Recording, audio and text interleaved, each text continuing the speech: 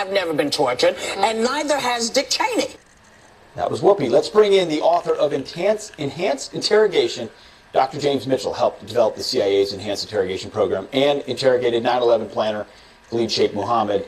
Doctor, thanks for being here this morning. So what do you make of Whoopi's comments and how they reflect the media's view of what you had to do to keep our country safe? Well, honestly, who cares what Whoopi Goldberg thinks? You know, I'm tempted to just completely dismiss it, but on second thought, maybe she could show us how it's done. The next time there's credible intelligence of another catastrophic attack with the potential to kill thousands of people in the United States, maybe she could go to some unsafe place in the world and interrogate the terrorists, and I'll stay back home. I'll stay safe with my family, and I'll criticize her like she criticized us. You know, I think what she's doing really is value signaling. I think she's preening in front of an audience that likes her to show how much more morally superior she is to us. But I would say, as a psychologist, that she needs to be careful. And the reason for that is because a strong-willed man like Donald Trump, if he's exposed to the waterboard, he's not going to think like Whoopi Goldberg thinks. He may see its harshness and think, that's exactly what we need. We need to be doing more of that.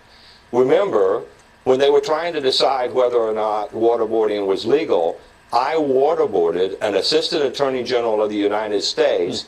He got up off the waterboard and decided that not only was it legal, not only was it not torture, but it didn't violate our treaties with other countries. So I think she just needs to be cautious. So the idea, when you waterboarded that assistant AG, the idea was, I want you to see what this feels like, and he or she stood up and said, it brought me to the precipice, I probably would give up information, but ultimately I'm safe and just fine afterwards. Actually, it was the other way around. He demanded that we waterboarded him so he could decide whether or not it was torture. And in the run-up to doing that, I waterboarded a CIA attorney, a woman, who would not allow us to waterboard the Attorney General, the Assistant Attorney General, until she was waterboarded. And both of them said essentially the same thing. It sucked. I wouldn't want to do it again, but I don't think it's torture. Now, the laws have changed, and that's the other thing that I think your viewers probably should be aware of. This is a tempest in a teapot.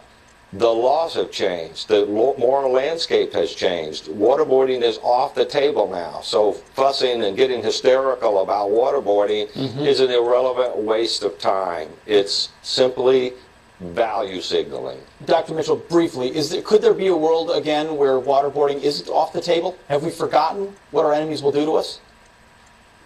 Well, I actually don't think it's necessary right now, given our current threat situation and the capabilities of our organization. But if the bad guys ever get a nuclear weapon, you can bet your ass that it's going to be on the table again, because no president of the United States is going to allow a terrorist to set off a nuclear bomb in New York City or Los Angeles or Chicago or Seattle or Portland because they want to maintain a moral high ground. And if they do, they ought to be ran out of town on a rail, because that's just despicable. Dr. James Mitchell, author of Enhanced Interrogation, you know of which you speak, sir. Thank you very much for joining us this morning. We appreciate it. Thank you. All right. Who's going to say it? Anybody? Don't make me say it. I'm not going to make you say it. Anybody going to say it? That was pathetic. I'll say it. Let me go out. I'll get killed. Everybody I've talked to,